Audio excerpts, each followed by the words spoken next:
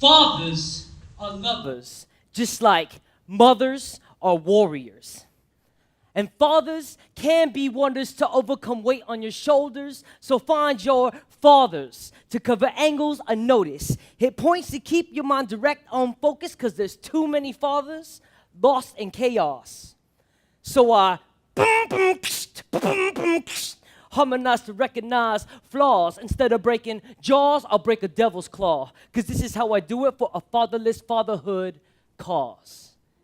It is about time we talk about fathers. Now, how many of you guys were raised with your father? Show of hands. Of course, this is TEDx. Y'all prestigious. Most of my peers weren't raised with their dads. My definition of a father is a commitment to spend time and love with their children, and my vision is for them to show that love wholeheartedly. Now, I wasn't raised with my dad. He was from a bachelor society, a time where Filipino men were politically forced to leave their families in the Philippines and start a whole new life in America. So do I blame him for leaving us? But let me tell you about my first memory of my father. I was walking home from elementary school, and I heard my name get called from this black Monte Carlo.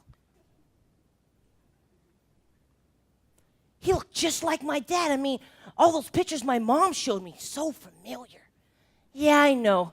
You're not supposed to get in the car with a stranger, but I did it anyways. Oh, man, I had such a good time. I mean, we went out to eat. He got me some ice cream. He even bought me some toys. By the time I got home, there was 3 cop cars parked in front of the house. After I found out that my mom called the police because she thought I was kidnapped, one of the cops pulled me to the side and said, "You can never see that man again."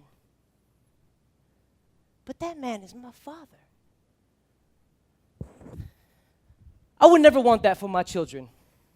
They say 54% of children raised in fatherless homes are more likely to be poor than their parents. And in the same breath, 36% of those children will not graduate from high school. Now, I've been blessed to break that statistic, mainly because of the love and support from my family, thanks Ate, and the father figures in my house, and the father figures in my life. Now, where do we get this idea of a father? I was raised around the television a lot, so my idea comes around our Hollywood fathers. For example, Dr. Heathcliff Huxtable as from The Cosby Show, or Dr. Seaver from Growing Pains, even Mike Brady from The Brady Bunch. You know who else played an idea for me? Was Uncle Phil from Fresh Prince of Bel-Air. Now, I want you to think about your literal fathers and the fathers of your imagination. What are the myths of fathers? They are the head of the household, the breadwinner, the man of the family. And who are some of our mythical fathers? Father Zeus, Father Odin. What about Vishnu or Quetzalcoatl? Some might even consider Allah or our Father who art in heaven, Jesus Christ. Now, I've been an arts educator for the last 17 years. Yeah, I know I might look 17, but that's not the case. But I've always considered my students my children. And the truth is that they're not. So I wrote this line, and it went, "The only children I could teach is my children, but I ain't got any yet, so I use your children with the utmost respect, so I focus on the youth to show proof that everything we did when we were young affects you." And it's true. Growing up without my father, I went through a lot of voids and challenges that I don't want for my own children, which makes me believe that fatherless fathers will be the greatest fathers on the planet. Now, my first attempt of being a father was raising my little brother, but that's a whole different story. Let me tell you about the first time I met my first son. I was sitting in the car with my soon-to-be wife, and she introduced me to my soon-to-be son.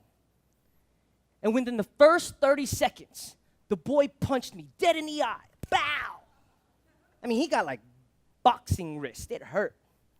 What an introduction to fatherhood, yeah? Not only was that punch significant because it made me question my commitment to my soon-to-be wife, but it also made me question my commitment to my soon-to-be son. Now, our relationship has grown amazing since. I mean, I started off as uncle, then became Uncle Daddy, and now I'm Daddy. 4 years after that day, my wife and I had my first child. Shortly after I had my first child, my first son asked me, "Hey, Dad, am I a Mateo too?" And I told him, "Even though you don't carry my last name, you have the soul of a Mateo." And he kind of vibes off of that, like, I got the soul of a Mateo. It's actually kind of cute. About a year ago, I was facilitating a spoken word workshop for my first son's third grade class at Waialua Elementary School in the North Shore of Oahu.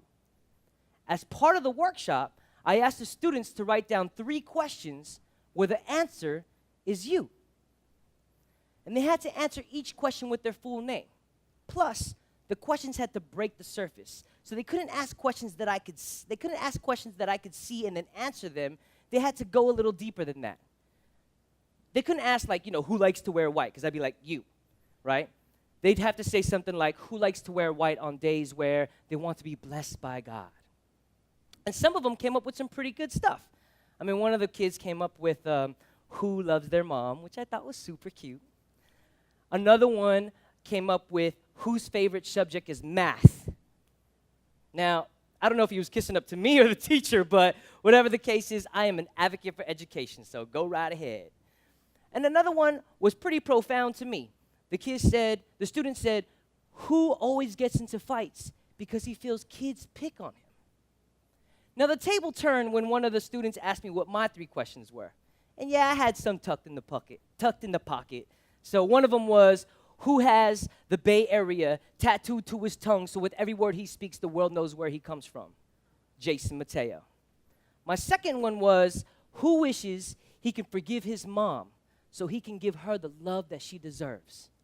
Jason Mateo. And the third one kind of just came up at the moment. I mean, I looked my son right in the eyes, and I said, who wants to be the greatest father on the planet? Jason Mateo.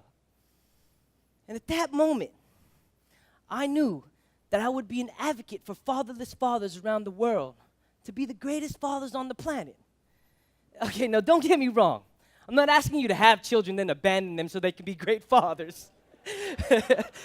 I believe fatherless fathers will be the greatest fathers on the planet, but they will teach their children to be better parents than them.